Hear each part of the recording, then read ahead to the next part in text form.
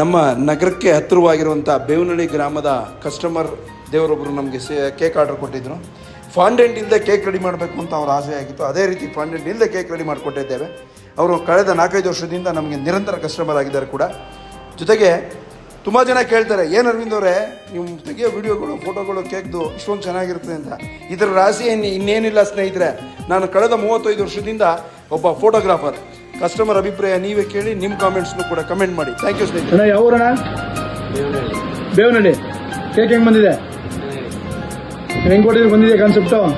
ಓಕೆನಾ? ಚೀಲ ಹೆಂಗೈತೆ? ಹಾಂ ಜೋರಾಗಿಡ. Okay sir,